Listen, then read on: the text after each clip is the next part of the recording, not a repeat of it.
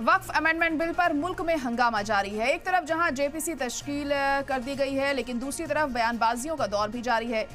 और इसी को लेकर बीजेपी वजीर दाखिला अमित शाह ने भी वक्फ बोर्ड पर बयान दिया है। अमित शाह ने कहा, विंटर सेशन में वक्फ तरमीमी बिल पास होगा।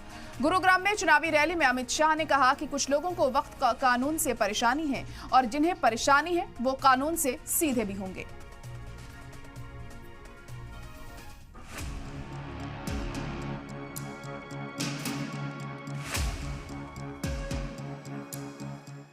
वक्फ बोर्ड कानून को एक शीत सत्र में हम सुधार कर सीधा करने का काम कर देंगे। वक्फ अमेंडमेंट बिल पर मुल्क में घमासान मचा है। वक्फ बोर्ड की ताकत को कम करने के लिए मरकजी सरकार ने तैयारी शुरू कर दी है। अपनी बात रखने के लिए मोदी सरकार ने जेपीसी तश्कील दी, लेकिन इसके बावजूद वक्फ पर हंगामा जारी है। ये अगर कानून बन जाएगा, उत्तर प्रदेश में 1,21,000 वक्फ की प्रॉपर्टीज है, 1,12,000 के पास कागज ही नहीं है। वक्फ यूजर खत्म हो गया तो जायदादें कौन लेगा? वो जायदादें कौन लेगा बताओ? तुम्हारे पास लीगल उसके ऊपर इख्तियारी नहीं होगा, कोई भी घुस जाएगा। अब हरियाणा की जमीन से मरकजी वजीर दाखिला अमित शाह ने वक्फ बिल पर बयान दिया है और अमित शाह के अल्फाज ने साफ कर दिया है कि वक्फ बोर्ड के लिए आने वाली सर्दियां अच्छी नहीं होने वाली हैं। वक्फ बोर्ड का जो कानून है, ये वक्फ बोर्ड के कानून से बहुत परेशानी है ना।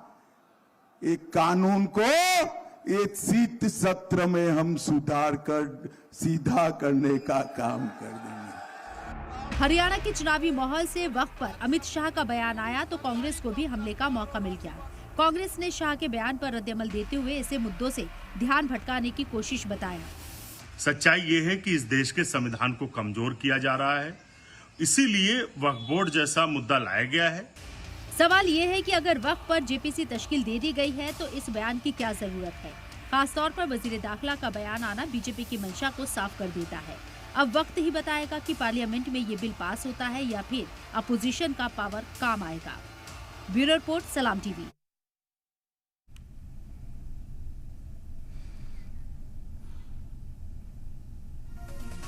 तो वक्फ बिल पर अमित शाह के इस बयान के बाद तमाम रिएक्शंस भी आने शुरू हो चुके हैं। सुनवाते हैं आपको कौन से नेताओं का क्या कुछ कहना है। गृह मंत्री अमित शाह के आज के बयान से, चुनावी रैली में जो उन्होंने बयान दिया, इससे साबित हो गया कि वक्फ अमेंडमेंट बिल जो है वो चुनाव की राजनीति को देखते हुए लाए, क्योंकि इनका भारतीय जनता पार्टी का ना तो इस देश के संविधान में विश्वास है, ना इस देश की पार्लियामेंट्री डेमोक्रेसी में विश्वास है। अगर विश्वास होता तो ये लगातार संविधान का उल्लंघन ना कर रहे होते। सुप्रीम कोर्ट ऑर्डर देता है कि बुलडोजर रुक जाने चाहिए, लेकिन गुजरात की सरकार रोज बुलडोजर चला रही है। देश के गृह मंत्री जिन्होंने शपथ ली कानून संविधान की रक्षा करने की भी शपथ ली और being a member of Lok Sabha parliamentary democracy की रक्षा करने की भी शपथ ली, लेकिन उनको ये नहीं मालूम कि जब कोई मामला जॉइंट पार्लियामेंट्री कमेटी को रेफर हो जाता है तो वो एग्जीक्यूटिव के डोमेन से बाहर हो जाता है। अगर मैं लोकसभा में होता तो मैं प्रिविलेज मोशन मूव करता गृह मंत्री के खिलाफ।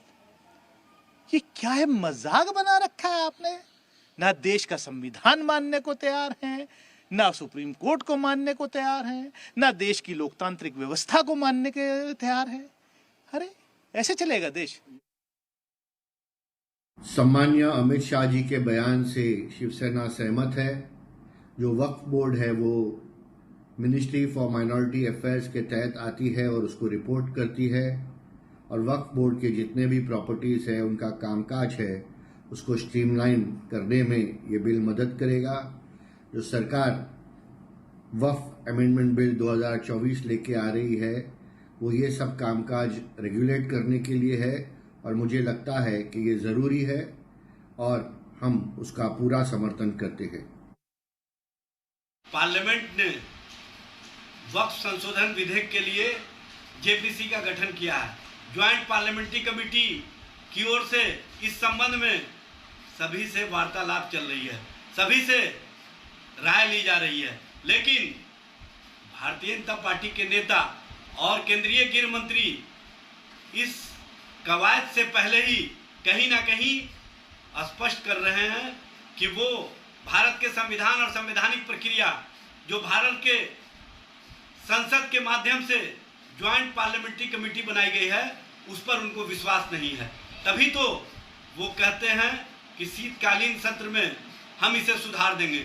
इस तरह की भाषा और इस तरह की बात केंद्रीय गृह मंत्री के द्वारा किया जाना कहीं ना कहीं लोकतंत्र और लोकतांत्रिक प्रक्रिया को कमजोर करने की कवायद है।